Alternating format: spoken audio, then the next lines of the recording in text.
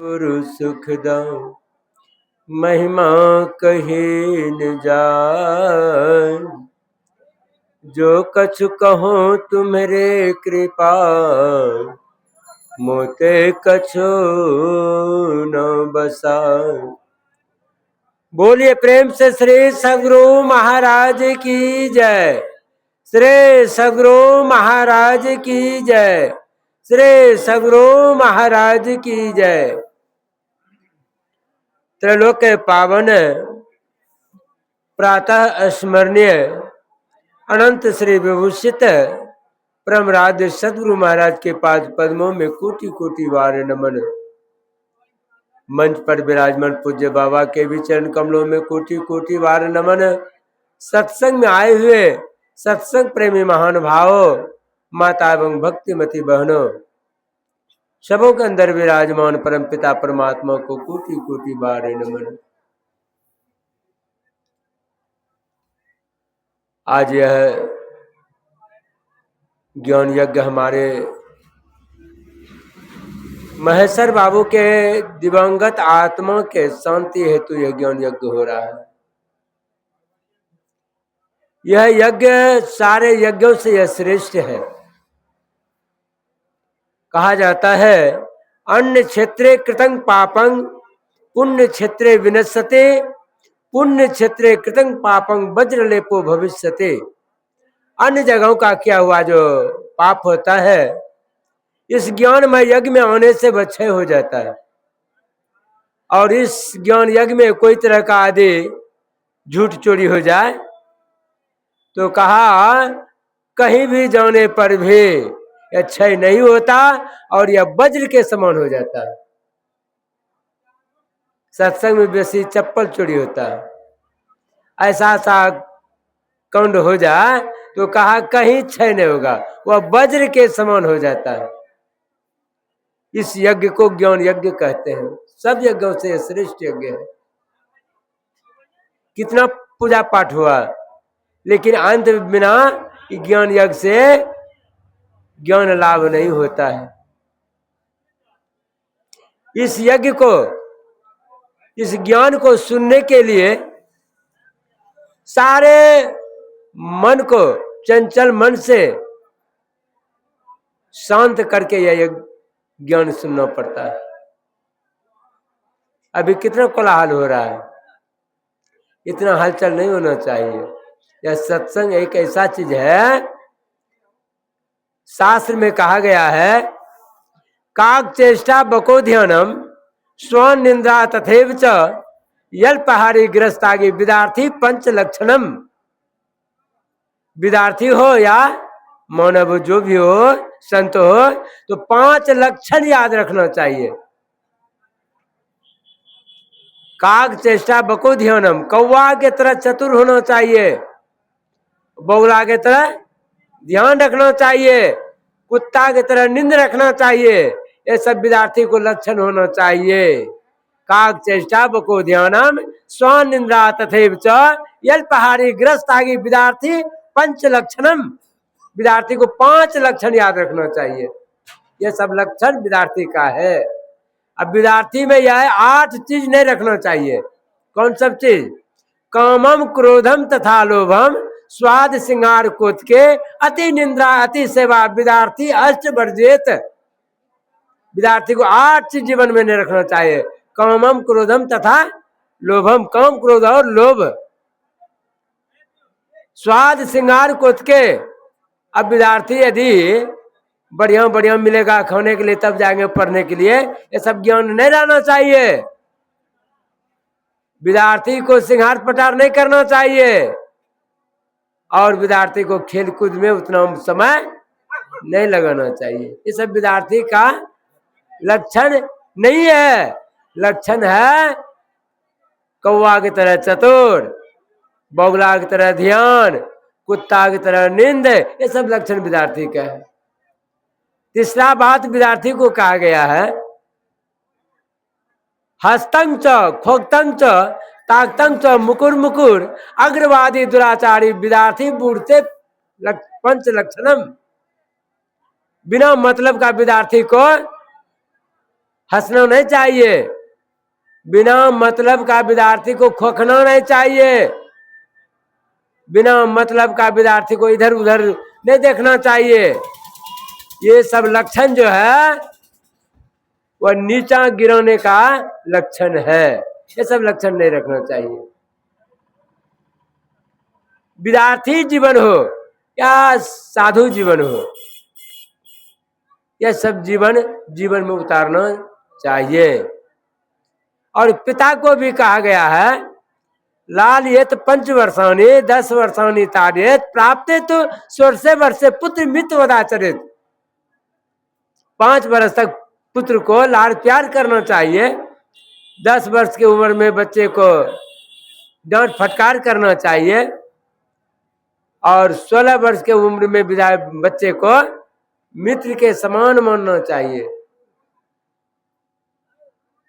पुत्र और पिता का जो धर्म है उस धर्म के अनुसार चलना चाहिए। ये सब लक्षण है समझने का। तो इस यज्ञ को ज्ञान यज्ञ में नहीं बैठेंगे तो ज्ञान कहाँ से होगा? होगा ज्ञान? नहीं होगा। अभी हम लोग मनुष्य शरीर के विशेषता सुन रहे थे। यह सत्संग सुनने के लिए मन को चंचल मन से समेटना चाहिए, शांत चाहिए। हम कहे थे गृह स्वामी को कि सत्संग जो है ना पितर पक्ष के बाद करना चाहिए, उसमें शांति जीवन में होता है। अभी कितना हलचल है, कोई सुनता है कोई सुन नहीं पाता है, दिक्कत होता है, सुनने वाला को भी डिस्टर्ब होता है। भगवान श्री कृष्ण अर्जुन को गीता में समझाते हैं, गीता उपदेश देते हैं अर्जुन को, हे अर्जुन सुनो, चंचल मन को समेट करके ज्ञान को अर्जित करना चाहिए। अर्जुन कहते हैं भगवान से, भगवान मन इतना चंचल है कि काबू में आने वाला नहीं है, इतना यह मन चंचल है। कहा चंचलं ही मनः कृष्ण परमार्थी बलभद्रेरहम तास्यहं निग्रहं मन्य वयारिषु दुष्करम। भगवान मन इतना चंचल है कि काबू में होने वाला नहीं है। कैसे काबू होगा? तो भगवान कृष्ण कहते हैं अर्जुन, यथा सिंहो गजो व्याघ्रो भवे दृश्य सैने सैने तथैव वायुरंथा हंति साधकम। हे अर्जुन, जिस तरह हाथी सिंह बाघ धीरे धीरे काबू में आता है, उसी तरह हे अर्जुन तुम भी मन को धीरे धीरे काबू करो, उसी तरह धीरे धीरे काबू करो। हे अर्जुन, अंकुशेन विना मतो यथा दुष्ट मत गजः अध्यात्म विद्याधिगमः साधु संग च वासना संप्रत्यागः प्राण स्पंद निरोधनम। हे अर्जुन, जिस तरह मदमस्त हाथी जंगल में विचरण करता है, उसको कैसे काबू किया जाता है? अंकुश से। हे अर्जुन, उसी तरह जिस तरह से अंकुश के बिना वह हाथी बस नहीं होता, उसी तरह हे अर्जुन यह मन जो है, मन को काबू करने के लिए साधु का संग करना होगा, ध्यान करना होगा। बिना प्राण स्पंद के बिना यह मन काबू नहीं हो सकता है। मन को प्राण स्पंद के बिना ये मन काबू नहीं होगा।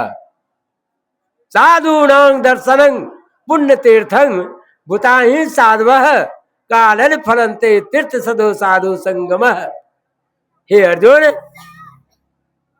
साधु का दर्शन ही सबसे बड़ा तीर्थ कहलाता है। सबसे बड़ा तीर्थ क्या है? साधु का दर्शन। दुर्लभ त्रय में वेत देवानुग्रह हेतुकम मनुष्यत्वा मुमुक्षुत्वा महापुरुष संशय। जीवन में 3 चीज दुर्लभ है, मनुष्य शरीर, मुक्ति का मार्ग और साधु का दर्शन। ये 3 चीज दुर्लभ है। तीनों चीज को प्राप्त करना 84 लाख जोनी आपको साधारण बुझाता है, कितना कठिन है 84 लाख जोने। 30 लाख स्थावर जानो, 9 लाख जलचर मानो, 11 लाख कृमि कवि गाए, 10 लाख पक्षीगण सुहाए, 20 लाख पशु जनहु भाई, 4 लाख बोनर समुदाय। जब ये 84 छुटी जाइए तब मानुष तन पहिए। इतना दुख काट करके परमात्मा ने एक बार ये मनुष्य शरीर दिया है। ये मनुष्य शरीर पाकर के हम आजकल करके समय को जो बिता रहे हैं, फिर मिलेगा मनुष्य शरीर? नहीं मिलेगा। आहार निंदा भय मिथुनस्य समान में तत् पशु भी नारायणम ज्ञानं नारायणम दिकंग विशेषो ज्ञानहीना पशु भी समाना। आहार निंदा भय और मैथुन ये तो पशु पक्षी भी करता है। अभी सुन रहे थे बाबा से, ये 4 काम पशु पक्षी भी करता है। अब मनुष्य होकर के भी यही 4 काम करेगा तो मनुष्य और पशु में क्या अंतर रहा है? अंतर कोई अंतर नहीं है। तब मनुष्य और पशु दोनों बराबर है। ज्ञान है ना, पशु भी समान है। ज्ञान के बिना मनुष्य पशु के समान है। यदि मनुष्य शरीर पा करके आपने भक्ति किया तब तो समझ लिए मनुष्य शरीर सार्थक हो गया। यदि मनुष्य शरीर पा करके भक्ति नहीं किया तो यह सार्थक नहीं होगा, यह शरीर छीन लेगा आपका। एक राजा ने एक भिखारी को देखा थर थर करते हुए। राजा साहब बहुत कीमती चादर था, भिखारी को दे दिया। भिखारी ओढ़ते हुए चला गया। एक दिन राजा साहब ने देखा भिखारी के यहाँ इतना कीमती चादर नीचे में फेंका हुआ था। राजा साहब को रहा नहीं गया, इतना कीमती चादर है, इसको मैंने दिया था इसको ओढ़ने के लिए। देखता है क्या किया है, नीचे में फेंक दिया है, धरती पर फेंक दिया है। राजा साहब ने मन में सोचा इतना कीमती चादर का यह मूल्य को नहीं जानता है। राजा साहब ने क्या किया, चादर छीन लिया और उसके बदला में क्या दे दिया, भोटिया। ठीक उसी तरह परमात्मा जो ये इतना कीमती शरीर दिया है, यदि कीमती शरीर से यदि हम काम नहीं लेंगे तो परमात्मा ने छीन लेगा आपका, छीन लेगा परमात्मा ने। इसके बदला में क्या दे देगा, गधा कुत्ता बंदर भालू का शरीर दे देगा। यह शरीर गधा कुत्ता का शरीर दे देगा, भारी कष्ट होगा। 184 भरमी के पौ पर अटके आ, अब की पासा न पड़े तो फिर 84 जाए। यदि यह शरीर में आपने भक्ति नहीं कर पाया तो याद कर लीजिए यह शरीर फिर आपको दे देगा 84 लाख दुनिया में। फिर संसार में आपको दुख उठाना पड़ेगा। कितना कष्ट होगा याद कर लीजिए। इस सत्संग को सुनने के लिए अभी पाठ में सुने, देवता लोग ललायत रहते हैं इस शरीर के लिए। जीवन मुक्त ब्रह्म पर चरित सुनहि तजी ध्यान, जे न हरि कथा करहि रति तिनके ही पाषाण। जीवन मुक्त पुरुष भी समाधि छोड़ करके सत्संग के वचन को सुनते हैं। और जो सत्संग के वचन को नहीं सुनते का उसका हृदय पत्थर है, उसका हृदय पत्थर है। इसलिए सत्संग के वाणी को गौर से सुनिए, समझिए, जीवन में उतारिए, तब आपको फल मिलेगा। एक गांव में शहर का कुटुंब गया देहात एक लड़की देखने के लिए। तो लड़की माँ ने अपना बेटी को समझाती है कि बेटी शहर का कुटुंब है, शहर का कुटुंब बड़ा तेज होता है।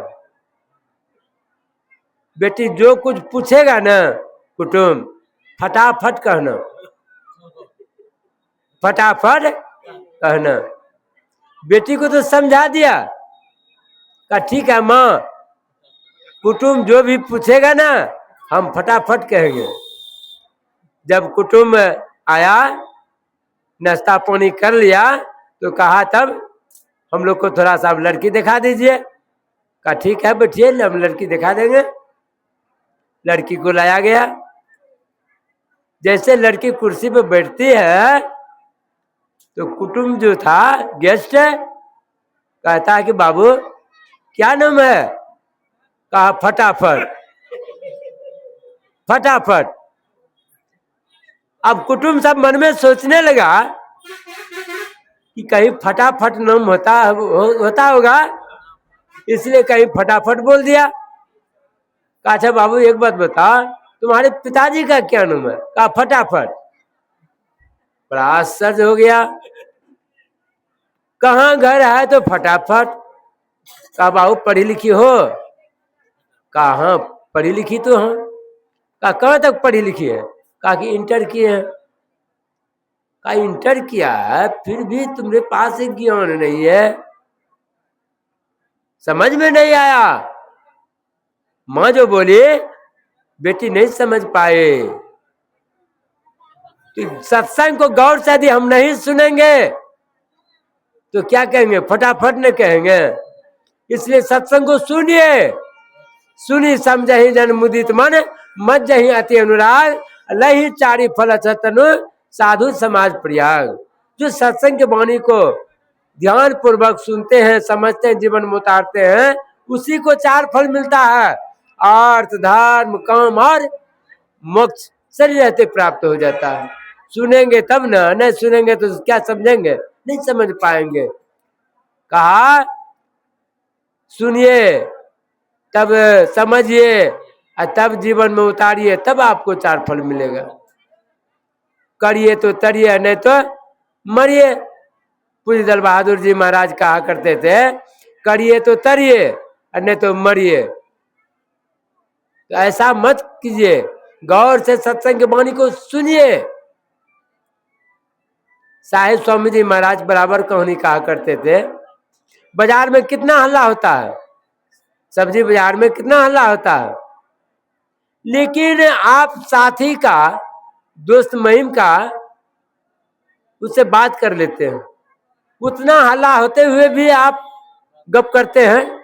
उसी तरह यहाँ तो भोज भात का कोलाहल होता है, लेकिन फिर भी अपने मन को समेट करके सत्संग की वाणी को सुनिए, जीवन में उतारिए, तब आपको 4 फल मिलेगा। तो कह रहे थे कि यह देवता को यह शरीर ललायित है। देवता लोग सोचते हैं मनुष्य शरीर मिलेगा। अब मनुष्य को जो ये शरीर मिला है, आज और कल कह करके टाल मटोल कर रहा है। इसलिए पाठ में आया बड़े भाग मानुष तन पावा, असुर दुर्लभ सब ग्रंथ ही गावा। बड़े भाग से मनुष्य का शरीर मिलता है। यह शरीर 84 लाख जोनी भ्रमण करते करते तब एक बार मौका मिलता है मनुष्य शरीर की होने के लिए। लेकिन मनुष्य क्या करता है? यह मौका हाथ से निकाल देता है। भगवान कृष्ण अर्जुन से कहते हैं, अर्जुन यदि मनुष्य शरीर में आकर के आपने थोड़ा सा भी यदि आपने भक्ति कर लिया तो भगवान कृष्ण कहते हैं अर्जुन मनुष्य शरीर के अलावा अन्य शरीर में जीव नहीं जाएगा। फुल गारंटी लेते हुए कबीर साहब कहते हैं भक्ति बीज विषय नहीं, जो जुग जा अनंत और ऊंच नीच घर जन्म ले तो उस संत के संग। भक्ति का संस्कार घटता नहीं है, जब भी जन्म होगा मनुष्य शरीर मिलेगा।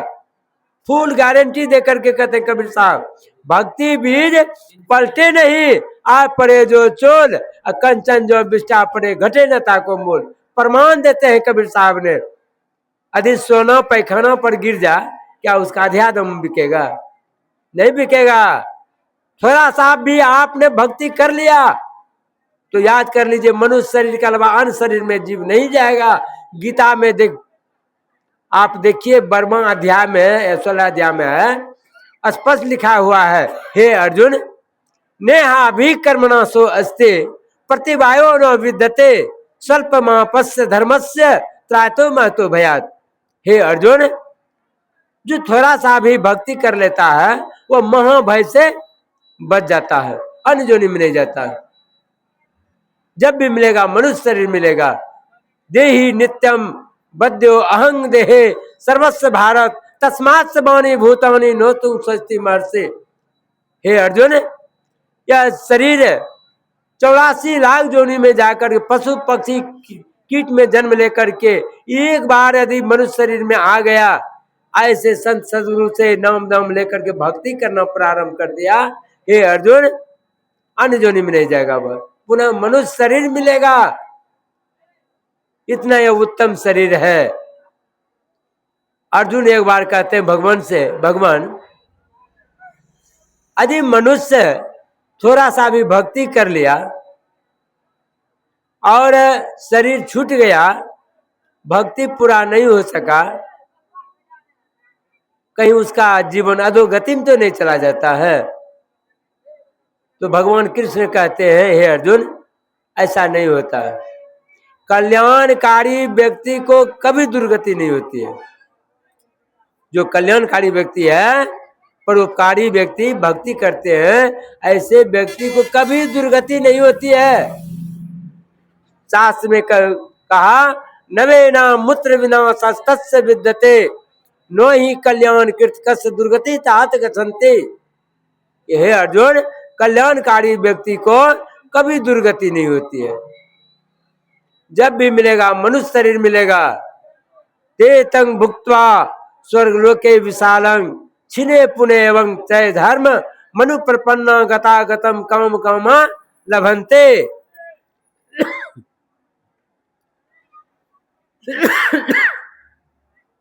जब तक पुण्य का पूंजी रहता है तब तक स्वर्ग में वास होता है।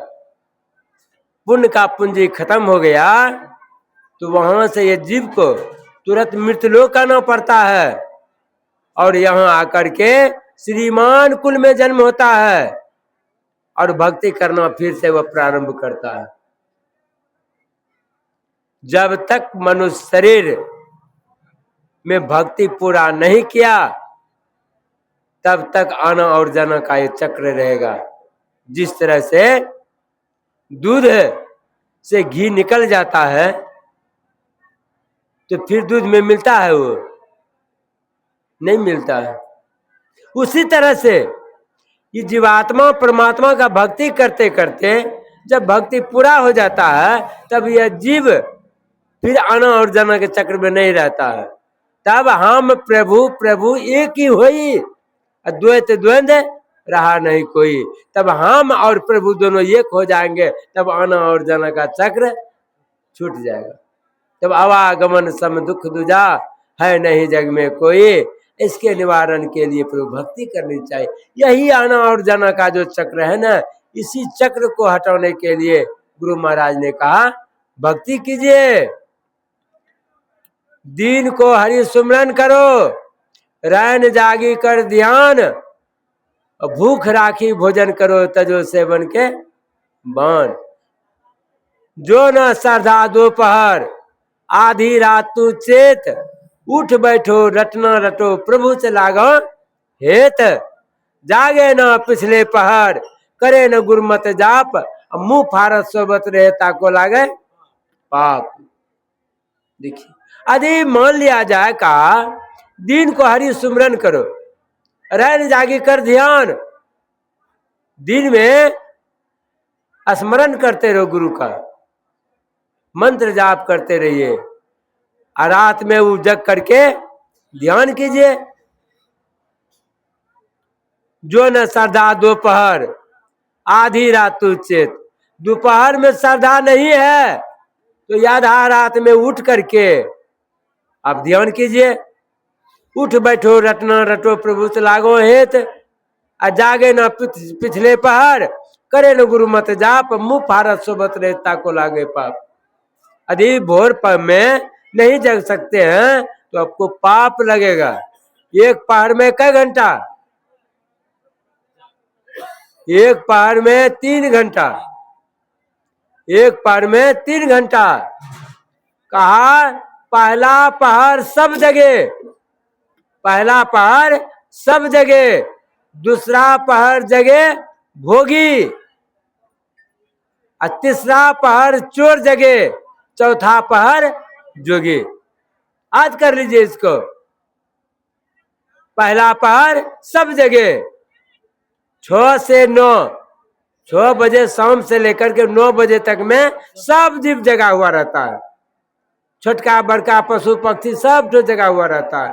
पहला पहर सब जगह और दूसरा पहर जगह भोगी। 9 से 12 बजे संतान पैदा करने वाला जगता है। स्पष्ट कहते हैं दूसरा पहर जगह भोगी और तीसरा पहर चोर जगह। 12 बजे के बाद चोर जगता है। और चौथा पहर जगह जोगी। चौथा पहर 12 से हो गया, 3 घंटा लगा दीजिए, 3 बज गया। 3 बजे भोर से बस जोगी जगना स्टार्ट हो जाता है, ध्यान करना शुरू हो जाता है। देखिए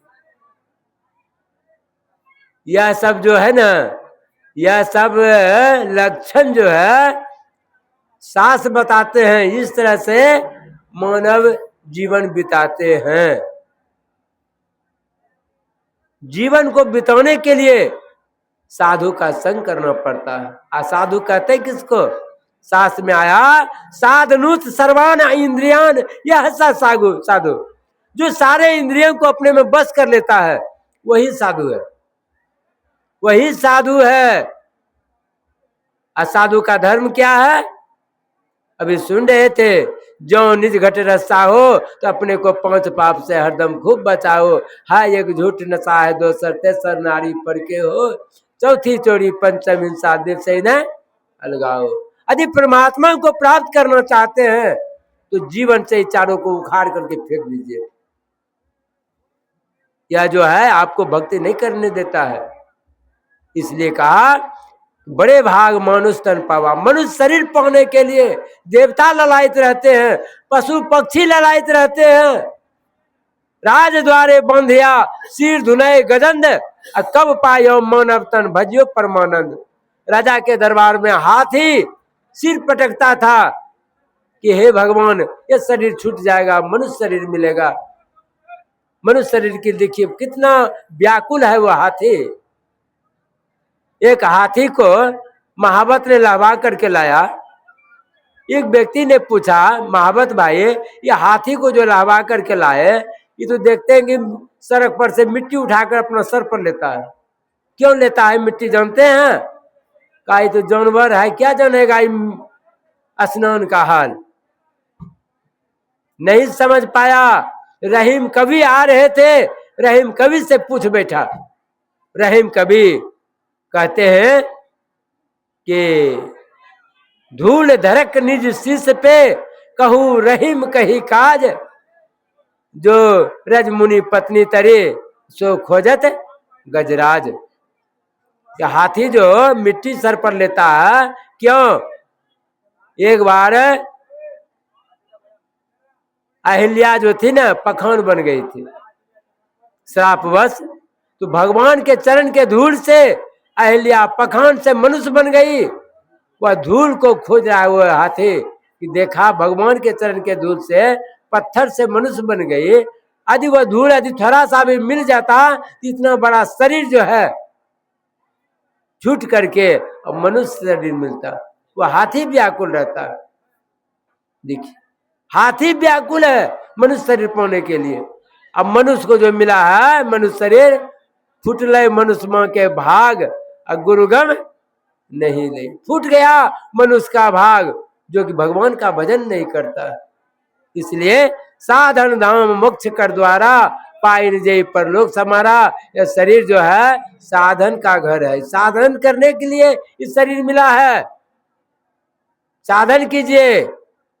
साधन करते हैं तो आपको कहीं बाहर भटकने की जरूरत नहीं है। आपके अंदर में वो परमात्मा है। देहस्था सर्व विद्या, देहस्था सर्व देवता, देहस्था सर्व तीर्थानि गुरुवाक्यन लभ्यते। इस शरीर में सब देवता है, सभी तीर्थ है। 33 करोड़ देवता का स्थान आपके अंदर में। आप कहाँ खोज रहे हैं? तीर्थे दौने जपे यज्ञ, काष्ठे पाषाण के सदा शिवं पश्यति मूढ़ात्मा शिवे देह प्रतिष्ठते। वह शिव तो आपके अंदर में है, आप कहाँ भ्रमण करते हैं? पत्थर में, काठ में खोजते फिरते हैं, कहीं है भगवान? वहाँ भगवान नहीं है। भगवान को प्राप्त करना चाहते हैं तो आप अपने अंदर में प्राप्त कीजिए। भगवान शिव जी ने माता पार्वती को उपदेश दिए थे, इदं तीर्थ मिदं तीर्थ भ्रमंती तामसा जनाः आत्म तीर्थ न खोजंती कथं मोक्षं श्रेणु प्रिय। हे प्रिय, जो मनुष्य शरीर में प्राप्त करना चाहता है, कहा बाहर भटकने से नहीं मिलेगा, जब भी मिलेगा या आप अपने अंदर में मिलेगा, कहीं बाहर वह मिलने वाला नहीं है। अधिक खोजना चाहते हो तो हे देवी, सीधा कपाले रुद्राक्षं विवरण चिंतिये ददा तथा ज्योति प्रकाशयः स्याद विद्युत पुंज संप्रवाह एतत् चिंतन मात्रं पापानां संचयो भवेत् दुराचारो अपि पुरुषो लभते परमं पदम। हे देवी, दोनों दृष्टि के धारों को जो जोड़ने की कला को जानता है, हे देवी, उसके अंदर प्रकाश होता है और वह प्रकाश को जो प्राप्त कर लेता है, सारे कर्मों का फल जो है सारा छूट जाता, मुक्त हो जाता। ऐसे को कहते हैं जोगी। जोगी का अर्थ होता है जोगना। जीवन को यदि बनाना चाहते तो आप अपने अंदर में खोजिए, अवश्य मिलेगा। एक दृष्टि करी सम सरी जाना जोगी कहिए सोई। जो दोनों दृष्टि के धारों को जोड़ने की कला को जानता है वही जोगी है। आज हमारे महेश्वर बाबू के दिवंगत आत्मा जहां भी हो, गरुड़ पुराण में लिखा हुआ है, यह जीवात्मा 13 दिन तक घर में वास करता है। गरुड़ पुराण में लिखा हुआ है ऐसा कि 13 दिन तक घर में वास करता है और 13 दिन के बाद यह जीव विदा होता है। जो कर्ता होते हैं उसके शरीर पर ही अगल बगल में रहते हैं वो। यदि वह सुनता है तो वह जीव भी सुनता है सत्संग। और जब ये विदा हो जाता है तो कहा है 287 योजन की दूरी पर है, डेली तय करता है वो जीवात्मा। इस जीवात्मा को स्वर्ग जाने में, यमलोक जाने में साल लग जाता है। तब साल लगता है, तब वह बरखी करता है। तो कम से कम कार्यकर्ता जो है उसको सत्संग में बैठना चाहिए, सुनना चाहिए। जीव जो है, जीव उसी के नजदीक आसपास में रहता है। इसलिए आज महेश्वर बाबू का दिवंगत आत्मा, वह जीव जहां भी हो, जीव को कल्याण हो, इसलिए ज्ञान यज्ञ किया जाता है। आप जानते हैं धुंधकारी के संबंध में, धुंधकारी प्रेत योनि में चला गया था, लेकिन जब तक सत्संग नहीं हुआ प्रेत योनि में पड़ा रहा। सत्संग सुना, प्रेत योनि से मुक्त हो गया धुंधकारी। इसलिए वह जीव कहाँ है? इस सत्संग से जीव का उद्धार हो जाएगा। समय बता रहे हैं, टाइम टेबल चलना पड़ता है। आइए कुछ भजन के माध्यम से सुनते हैं। बोलिए प्रेम से श्री सद्गुरु महाराज की जय।